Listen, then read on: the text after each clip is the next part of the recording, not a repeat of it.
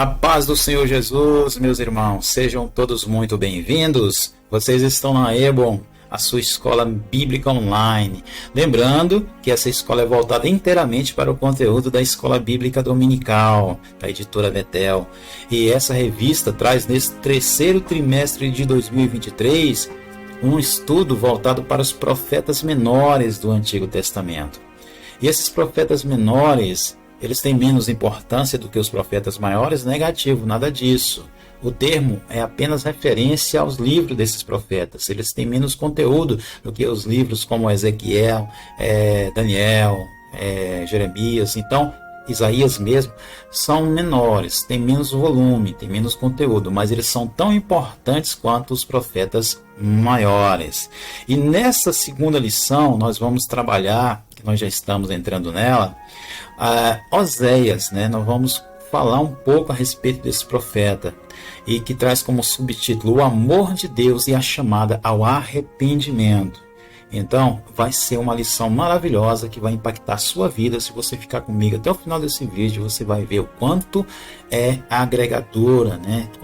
Como vai acrescentar nas nossas vidas essa lição de número 2. E antes de continuar, gostaria de convidar você a deixar o seu like neste vídeo, inscrever no canal e ativar o sininho, as notificações para que possa receber novos vídeos como esse, e pode fazer seu comentário também, e para que o YouTube ele possa entender que esse conteúdo é relevante e entregue ele para mais pessoas. Então eu conto com você.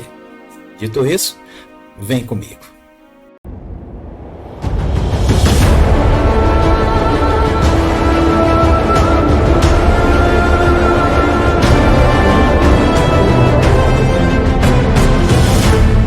Textos de referência.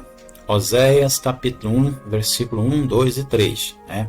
Diz assim: palavra do Senhor que foi dita a Oséias, filho de Eri, nos dias de Uzias, Jotão, Acás, Ezequias, reis de Judá, e nos dias de Jeroboão, filho de Joás, rei de Israel. O princípio da palavra do Senhor por Oséias. Disse, pois, o Senhor a Oséias: vai, toma uma mulher de prostituições e filhos de prostituição, porque a terra se prostituiu, desviando-se do Senhor. É muito importante frisar aqui que Oséias parecia sem opção quando Deus falou: vai, toma uma mulher de prostituições, porque toda a terra estava prostituída, ou seja, Oséias parecia que não tinha opção de escolher outro tipo de mulher senão essa. Mas vamos ver o que diz mais a palavra de Deus. Versículo 3: e foi e tomou a Gomer, filha de Diblaim, e ela concebeu e lhe deu um filho. Oséias capítulo 11, versículo 4: ataí-os com cordas humanas, com cordas de amor, e fui para eles como os que tiram o jugo de sobre as suas queixadas, e lhes dei um mantimento. Deus está aqui falando o que fez com o povo. Isso serve para cada um de nós. O que Deus fez com cada um de nós quando andávamos desgarrados do povo de Deus, andávamos sem Deus no mundo, sem conhecimento do Senhor, e Ele nos chamou, nos conduziu e nos deu alegria, nos deu paz. E por isso eu creio que muitos que estão aqui que vão ver esse vídeo de fato têm e sentem a presença do Senhor em suas vidas e reconhecem aquilo que Deus fez por cada um de nós. Vamos à introdução. A mensagem de Oséias era centrada na quebra de aliança do povo de Israel com Deus. Sua vida pessoal era uma ilustração. É importante dizer isso, frisar mais uma vez que Deus ilustrou a partir da vida de Oséias, né, que ele se relacionou com uma mulher que foi adúltera, e com isso Deus estava fazendo uma analogia. Olha só o que o meu povo fez comigo. Eu, o marido de Israel, acabei sendo traído por ela, por a minha noiva, pela minha esposa. Elas foram após outros deuses, se prostituíram e me abandonaram, me deixaram. É isso que Deus estava dizendo com o que aconteceu com a mulher, com a esposa de Oséias. Ela ia e se prostituía, entregava seu corpo, vendia lá fora e depois voltava para casa. E Oséias aceitava, né? Olha só o que Deus é. Deus às vezes permite que a gente faz coisas erradas e volte para Ele, e Ele nos aceita, desde que voltamos com o nosso coração quebrantado, né?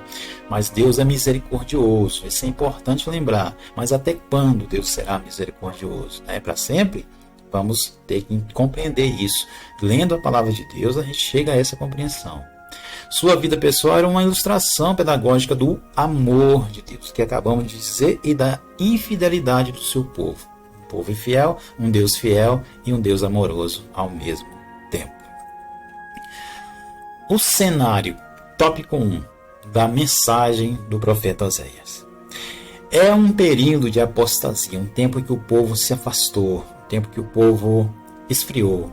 Não deixava de ir ao templo, mas deixava de congregar, de reconhecer Deus no coração, como dizemos antes, né? Falamos anteriormente. As pessoas iam, entregavam o sacrifício, mas não era de coração. Então eles se afastaram, né? Interiormente falando. Uma quebra da aliança do povo de Israel com Deus. O profeta Oséias foi chamado para pregar a mensagem de infidelidade, a mensagem infiel que esse povo, né, estava aplicando na sua própria vida, na sua própria conduta, na sua própria maneira de viver perante Deus. Está em Oséias 8:1. Depois, você com mais tempo vai, faça uma leitura desse versículo. O povo foi chamado ao arrependimento e a voltar-se para Deus. Então, a mensagem do profeta centrava-se nesse termo, né, de pessoas que cometeram a infidelidade para com Deus, afastaram-se do Senhor e foram se prostituíram com outros povos, outros deuses, e assim o profeta veio para denunciar essa prática. Subtópico 1.1. Conhecendo um pouco mais o profeta. Oséias foi contemporâneo do profeta Isaías e possivelmente também dos profetas Amós e Miqueias. Seu ministério prosseguiu por um período de aproximadamente 40 anos ou mais. Contudo, não há um consenso entre os comentaristas, ou seja, as pessoas que estudam sobre essas fases, esse período de tempo em que o profeta Oséias teve em atividade, né? Gira em torno de 40 anos, mas não há um consenso de uma data assim específica, né? Mas é mais ou menos nesse entorno. Ele viveu numa época de turbulência na política interna e no cenário internacional, ou seja, tudo que englobava tanto o povo de Israel quanto os outros povos, né, que tinham influência ali com a nação de Israel. Ele estava ativo e estava entendendo e compreendendo, né, toda essa turbulência que estava acontecendo ali nesse período. 1.2 subtópico: o engano do culto a Baal. Essa é uma coisa muito importante. Ele veio para denunciar que só Israel, só o Deus de Israel era digno de ser adorado. Mas os povos, o próprio Israel estava ali praticando o que chamamos antes de apostasia, se afastaram de Deus, então se aproximaram de outros deuses, né? Então por isso veio esse contexto, né, de infidelidade, onde que a pregação do profeta foi trabalhada ou foi inteiramente difundida em cima desse tema da infidelidade. O capítulo 2, ele narra a metáfora do marido que ama uma esposa infiel. Foi aquilo que falamos, ele se casou com uma mulher adúltera que se prostituía, para ilustrar e exortar o povo de Israel sobre o adultério que cometiam a adorarem outros deuses. Ou seja, saíam da presença de Deus, iam para a presença de outros deuses e depois voltavam para a presença de Deus em sacrifício, mas não era de coração. Então tudo isso estava anexado nessa mensagem do profeta. No capítulo 3, o profeta narra sua experiência em que Deus o manda se casar com uma mulher adúltera. Deus, mais uma vez frisando nesse ponto, pediu para que ele fizesse isso, né, para demonstrar de forma ilustrativa, né, como era a sua relação com o seu povo, né? Um povo que ele escolheu a dedo, tirou essa nação inteira lá do da escravidão do Egito e trouxe para a terra prometida. Deu-lhes um lugar maravilhoso que mana leite e mel. Mesmo assim o povo se afastou dele. O povo quis novas experiências. Hoje nós estamos vivendo tempos assim, que as pessoas estão vivendo experiências nesse mundo, e por isso esse cenário que o profeta trouxe lá no Antigo Testamento serve para nós nos dias de hoje. A voz desse profeta ainda clama, ainda grita em nossos ouvidos: meu povo se afastou de mim. Então Deus estava ali querendo reunir o povo, chamá-lo de volta, e por isso esse profeta se levantou para denunciar essas práticas que não estavam corretas, não estavam certas, de acordo com a vontade de Deus. E hoje Deus levanta profetas também, conhecedores da palavra, ministros do Evangelho, que são verdadeiros e que não trocam a palavra de Deus por qualquer coisa. Essas pessoas se levantam e vão e pregam o Evangelho, da graça, um evangelho de salvação, para que Deus possa cumprir as suas promessas em nossas vidas. Então, por isso, é muito importante a palavra desses profetas que viveu num tempo em que o povo cometeu o mesmo erro a qual estamos repetindo nos dias de hoje. 1.3. As consequências da infidelidade de Israel. Isso aqui é muito importante, porque toda reação ou toda ação, ela provoca ou produz uma reação. Então, a infidelidade de um povo, ela provoca não a infidelidade de Deus, mas a punição de Deus. Imagine você ser passado para trás ou ser ludibriado por alguém. Com certeza, a primeira coisa que você vai fazer é não mais confiar nessa pessoa como você confiava antes, Isso não vai acontecer de novo. Você vai se precaver para que isso não se repita. Então isso já é uma consequência.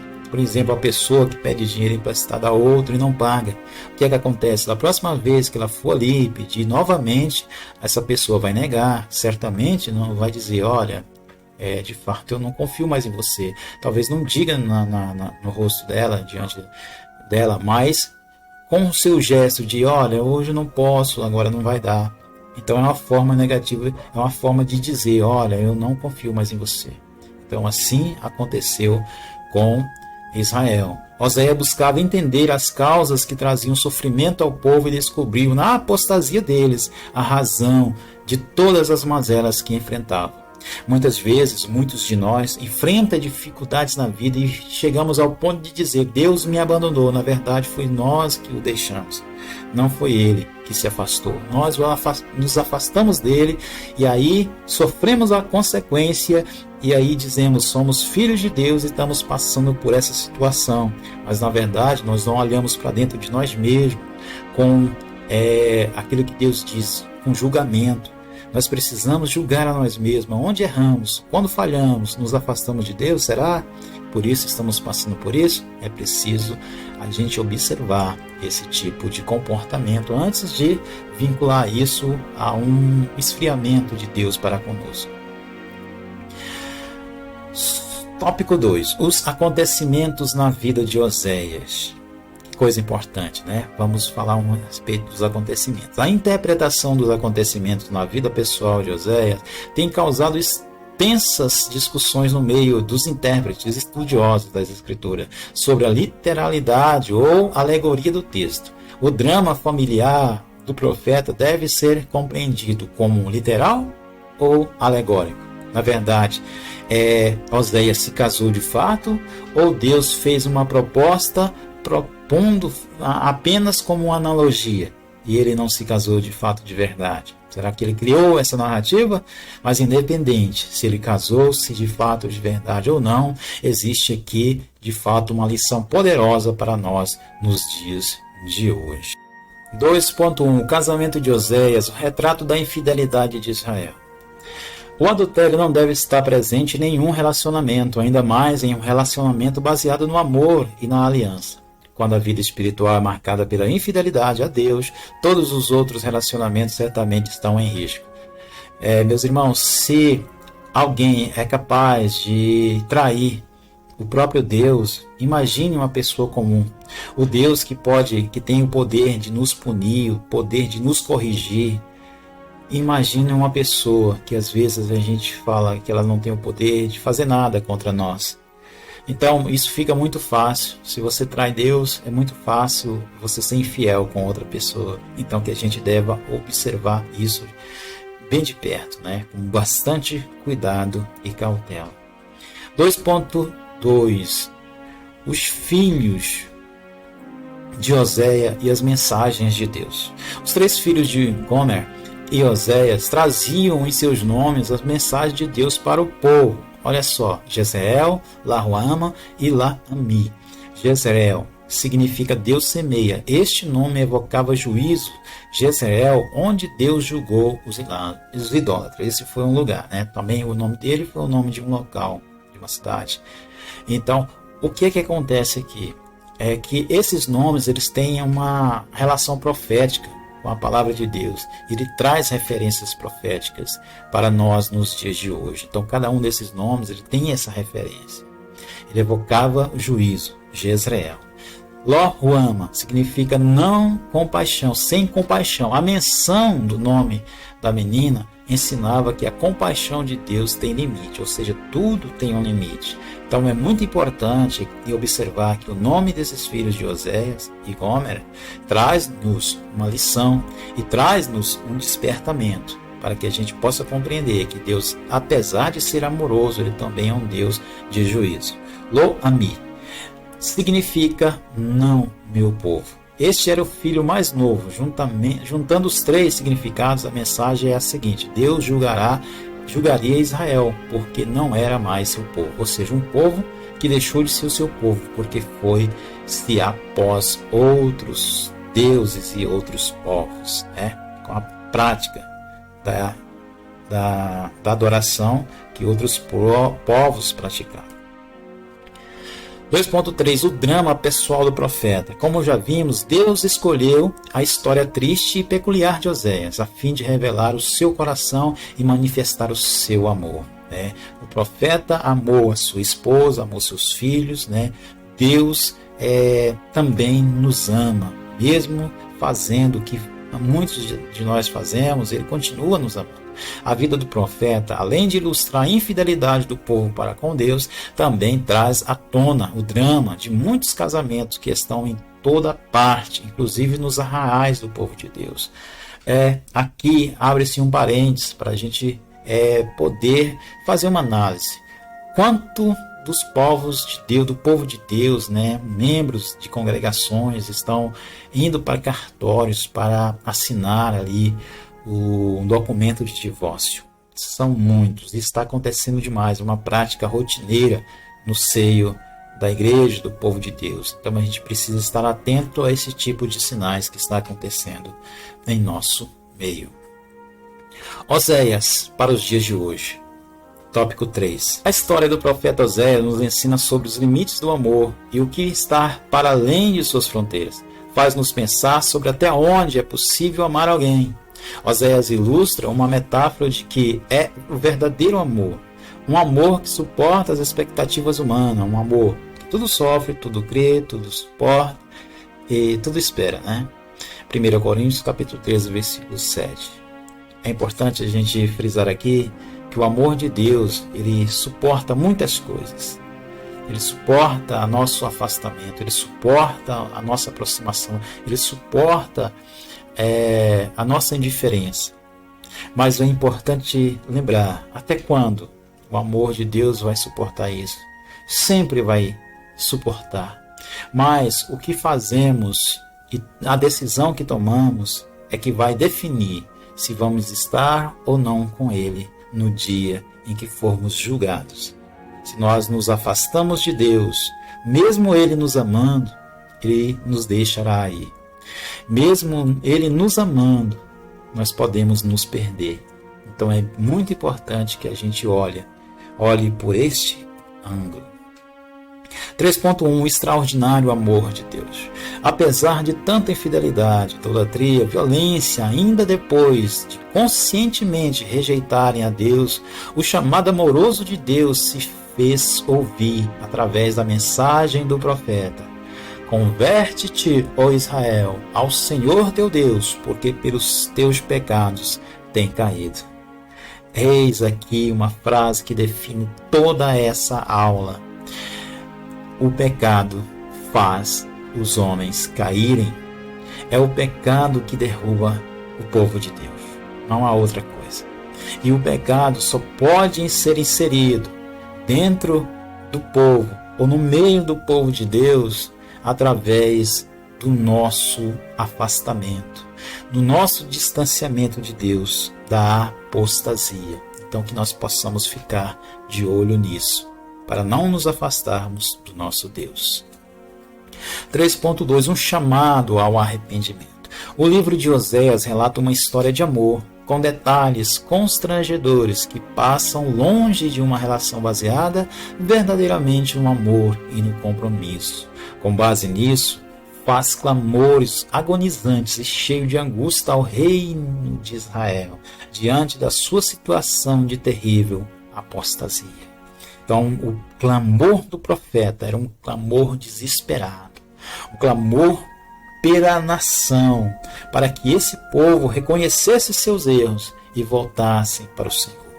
Nós devemos clamar para que o povo de Deus não caia no erro de se afastar do nosso Deus e buscar outras coisas ou outros deuses. Que nós possamos estar firmes na presença do Senhor. Que quando notarmos que o pecado está inserido ou está inserindo no meio da igreja, do povo de Deus, a gente possa orar de maneira intensa para que Deus possa perdoar o seu povo e trazê-lo de volta para si. 3.3. O desafio de amar outra vez. O resgate de Gomer representa o resgate do sangue que Deus faria por seu povo e, consequentemente, por todos nós pecadores. A dolorosa experiência de Oséias ilustra o amor de Deus disposto a perdoar um povo que não queria ser perdoado.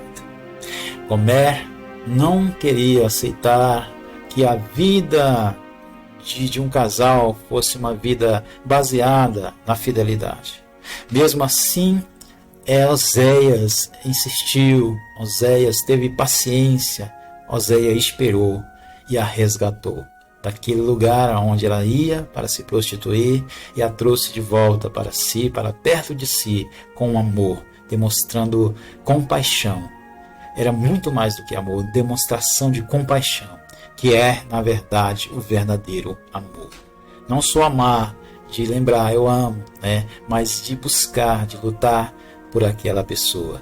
Isso é muito importante, isso traduz aqui a nossa conclusão. Vamos lá. O amor de Oséias por sua mulher infiel é como o amor de Deus pelo pecador. Romanos 5:8. Um amor incompreensível e imensurável aos olhos humanos. A pessoa não quer, a pessoa nega a Deus, mas Deus continua amando ela. Continua de braços abertos esperando por ela, esperando que ela volte, que ela reconheça aonde caiu e para que ela torne de volta aos braços do Senhor. Mas que alcançou pecadores que não mereciam a graça, incluindo nisso eu e você. Tal graça que hoje podem viver e testemunhar desse amor todos os dias. É o que nós fazemos aqui. É que eu faço durante todas as semanas. Quando eu venho aqui trazer esse conteúdo para vocês, é porque o amor de Deus, ele me constrangeu, me impactou, ele me impulsionou a propagar a sua palavra. Uma palavra de fé, uma palavra de encorajamento, uma palavra de amor. E para você que ficou até o final desse vídeo, eu gostaria de pedir, deixe o seu like e se inscreva no canal caso você ainda não é inscrito. Ative o sininho para receber as notificações assim que eu postar vídeo novo aqui no canal. Também sou escritor, caso você queira conhecer o nosso material, está aqui embaixo na descrição desse vídeo e fixado no topo dos comentários. Que Deus abençoe sua casa, sua vida. Até a próxima.